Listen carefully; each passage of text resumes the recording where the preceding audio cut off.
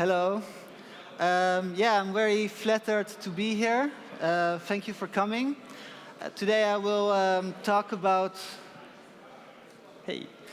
Today I will talk about my favorite subject. This is inflatables and why they are such a great tool for actions, political organizing.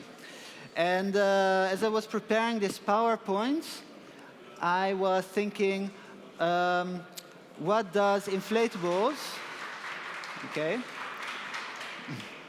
what does inflatables has to do with immersion? And then I was thinking about my first experience where I got really excited about inflatables. And that was in 2009. I cycled to the Copenhagen Climate Conference to join the protest during this big summit about climate change and what to do about it. And there was this no border demonstration. It stagnated in front of the parliament in Copenhagen. And no one really knew what to do.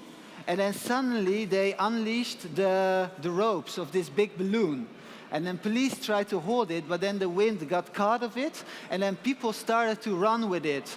And they were choreographed by the wind. And it was like a big social amoeba, like floating through the city, going up and down. And people said, this was the best experience ever. This was the nicest protest. And I was also part of it, of this running. And that was an immersive experience. And there I also saw the power of inflatables. There's an object really also can create spontaneous crowd unity. Something that trade unions work on for years, inflatables just do in a second. So, yeah. Then the next year, there was the climate change conference in Cancun, Mexico. And as artists, asking questions about how can we contribute to society, how can we be kind of useful, we were thinking, what can we do? How can we do something also for these protests as we were in Copenhagen? And that was actually the start of Tools for Action. We did a 10-day workshop. We invited all kinds of people. And we made this 12-meter inflatable hammer. It was very intense work. It was a bit like a party. All kinds of people helped in. Then we put it in a suitcase and then sent it there. So we stayed in Berlin, but the hammer went there. We had contact with a Mexican activist group. And we didn't really have a clue what will happen, but this happened, and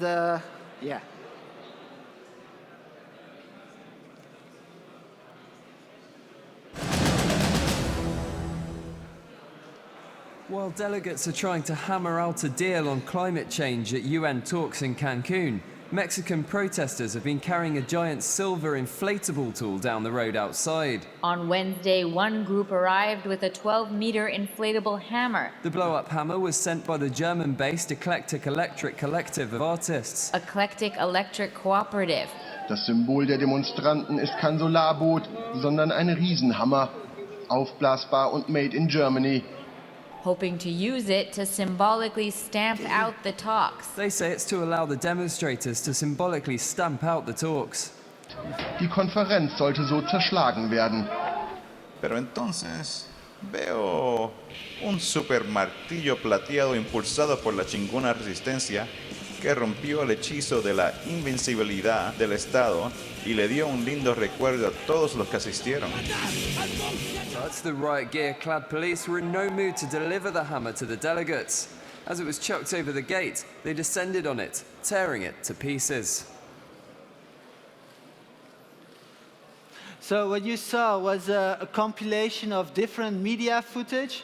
What happened was that this group, they had this big inflatable hammer, ran with it to the fence of this conference complex, and then the police, they threw it over, just like that, police tore it to pieces, and there was a Reuters cameraman, and within 2-3 hours, the inflatable hammer became the icon of the protests of that day.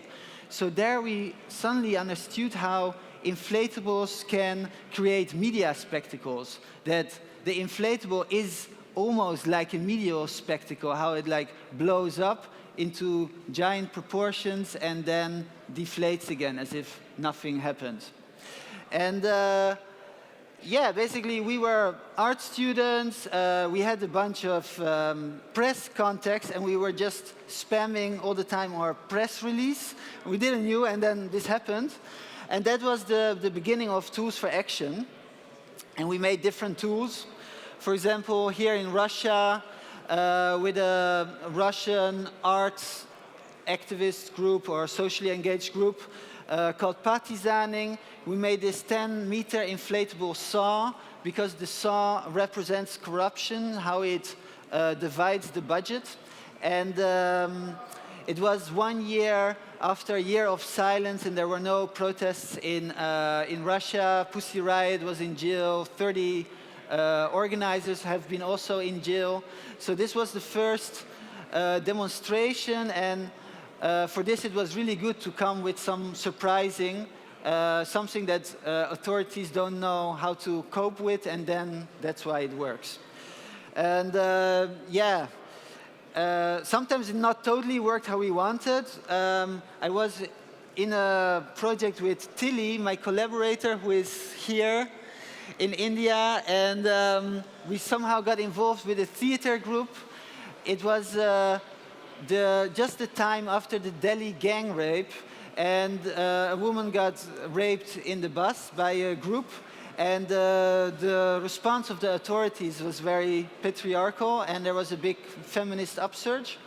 So a lot of women started to protest around the country. And with one theater group who was doing work around domestic violence, we made this slipper, because the slipper is also a tool. If you got hit by a slipper, it's a big offense in India, because the underside is dirty.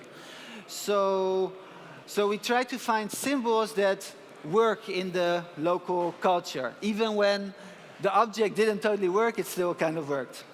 Yeah, another example was the inflatable cobblestone. We first tested in a general strike in Barcelona. The whole city was on strike, again, because of austerity cuts. And then 2 weeks later, we tried this as well at the 1st of May demonstration in Berlin, just to try different ways of creative tactics, because this 1st of May thing is always this ritual that is always happening in the same way, and we thought, hey, let's try to change it. Tilly brought one already. Look, that is it. And yeah, this is the movie that shows what happened. And it was interesting because first, even the people from the demonstration didn't know what it was, and also were not sympathetic to it, and then the whole dynamic changed.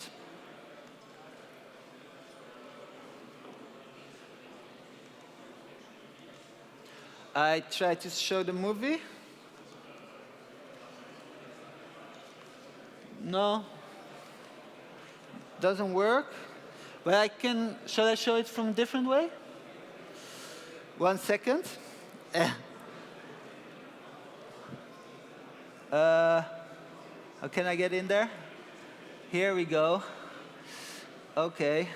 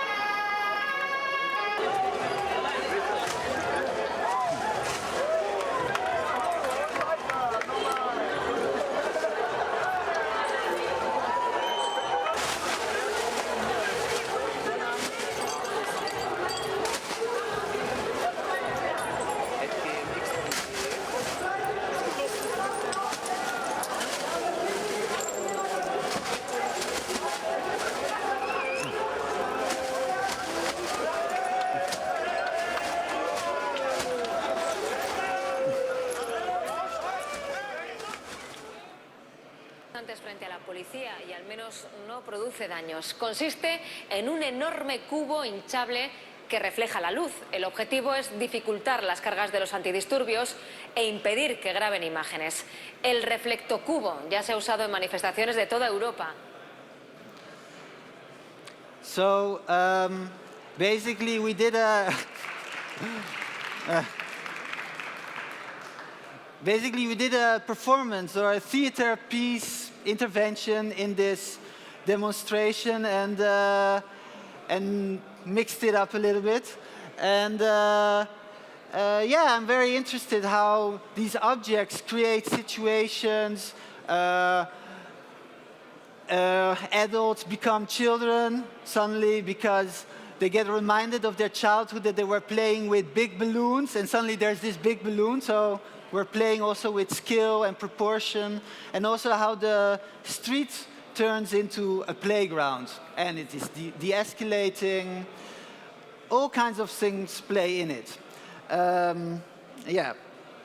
Are there any questions? Maybe later. Okay. And basically this tactic then got replicated by different groups. Yeah. So I'm getting into the PowerPoint again. 1 second, please.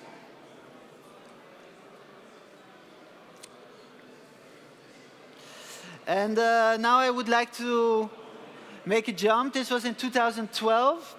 And as you see, somehow got invited also to participate in protests, just to make a performance. And the last one was in December for the United Nations Climate Change Conference in Paris. And because it's like an important summit, reducing emissions, making binding agreements, yeah, being skeptical about this whole process. In the group, we decided there will be, at the end of the conference, there will be a big day of civil disobedience.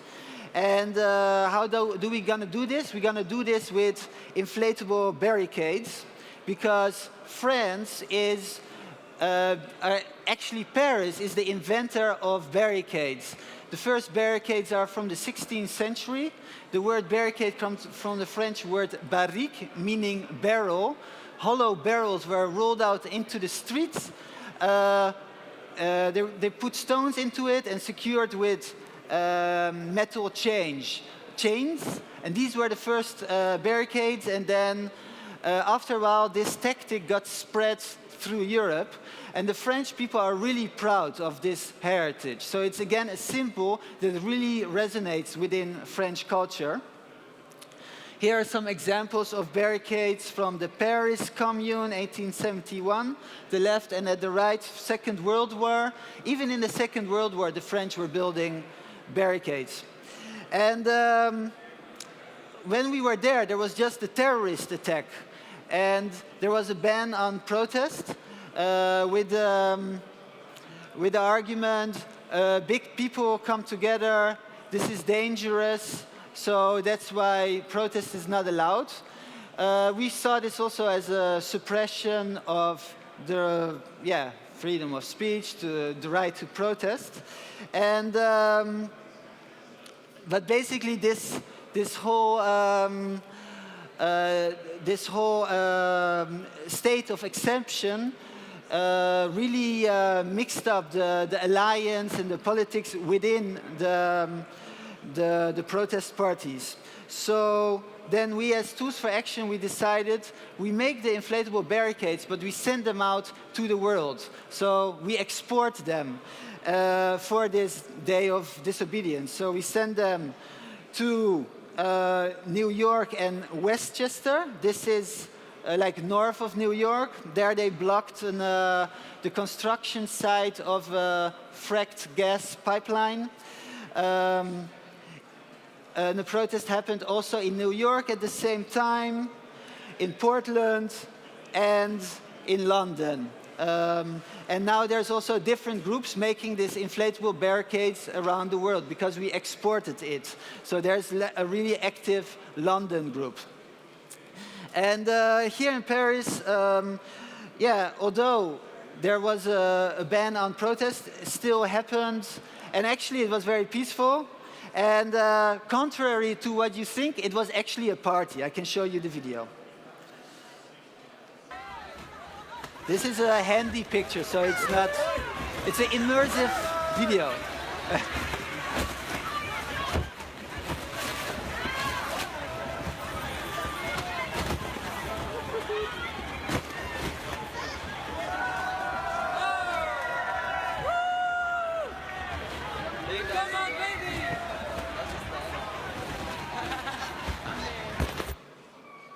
So basically, this is a barricade of the 21st century because it's light, it's mobile, and it's not secured with metal chains, but with Velcro. And you can transport it over the whole world, so it's like more fitting our globalized economy. And this was in December, and now I would like to tell you about the future project that will be in Dortmund. On the 4th of June, there will be a big neo-Nazi march happening. It's called, they call it, the organizers, the Day of the German Future, and they demonstrate against alienation of German society. Basically, 1,500 neo-Nazis are expected from whole Germany to come to Dortmund. And the Dortmund citizens really want to do something against it, but they don't know really how.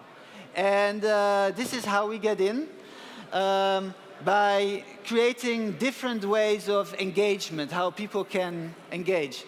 One is like they can build inflatables with us, and now we give barricade workshops in schools, so we give barricade workshops in schools.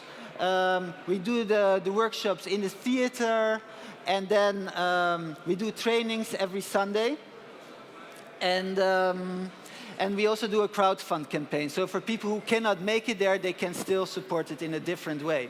For me, the school workshops are the most interesting because thinking about future generations, how do we want to go on, do something against the rise of xenophobia, right-wing politics, and the right-wing extremism is by working together with their main target audience. It's like 16-year-old, 20-year-old adolescents who are still finding identity and then maybe glitch into extremism. So by working with them and letting them really take action, I think I am really excited. I think this is the thing we should need to do. Because I felt it doesn't help to all the time chew the same historical topics over and over again. And yes, we all know history was bad, but we need to kind of change political attitudes and working. So now I want to show you one of our first workshops. This was Thursday last week. Yeah. At the end of the workshop, we all built this.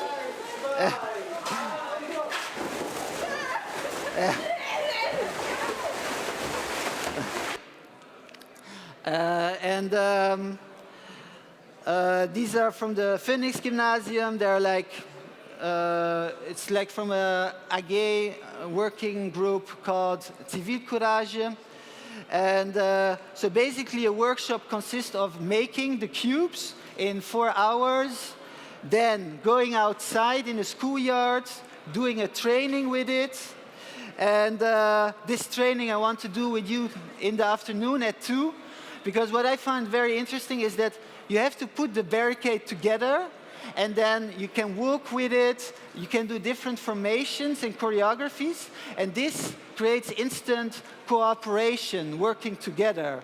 And so you start to get a sense of collective actions on a very basic physical level of just working together. And the front of the inflatables have mirrors to if we intervene in the march to block it, to put a mirror against xenophobia in our society, as you would say.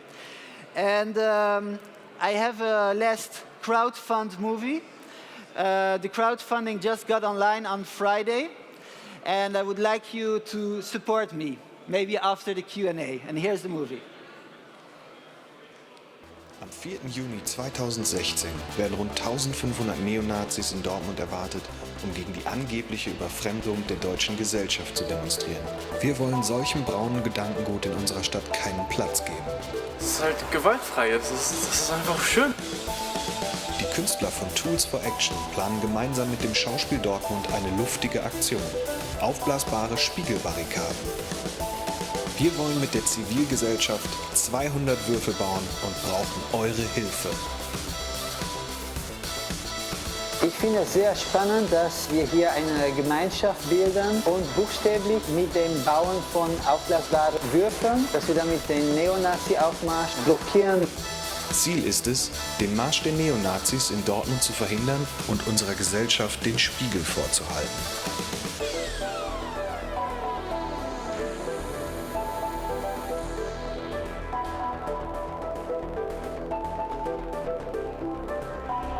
Um die Aktion erfolgreich durchführen zu können, suchen wir weiterhin Unterstützer. Würfelpaten, die uns bei der Finanzierung von Material helfen. Helft mit, 200 Würfel zu bauen. Werdet Würfelpate, die Spiegelbarrikade in Dortmund. Infos beim Schauspiel Dortmund, spiegelbarrikade@theaterdo.de und bei facebook.com/toolsforaction. Wir werden dabei sein. So please retweet Spiegelbarrikade, come to our crowdfund campaign. We need support, and I'm very interested in all your questions. Thank you very much, Artúr. We immediately open for your questions. We would like to ask you to speak always into the mic because we're streaming live and otherwise you're not heard from the wide internet audience. Hello, I just have a short question about the lifetime of one of these cubes, because I saw it depends, I guess, on the riots that it's into it, but I would like to know how long is the time span of one of these cubes, and how many cubes do you kind of need to hold up like a situation where people actually interact with it? Oh yeah, I can. So they are ephemeral objects, and that is also the beauty of it, that it is, it is fragile. The fragility is like the power of it. The lightness is the power of it. And in the demonstration in Paris, people were playing with it for hours and hours. So it was like a whole day of intense playing, and we still have the cubes. You get holes in it, but you can repair it. So it's a bit like this. It's not like forever. And as you have seen also, we plan interventions or performances that the object also gets destroyed, because that is part of the theatrical drama.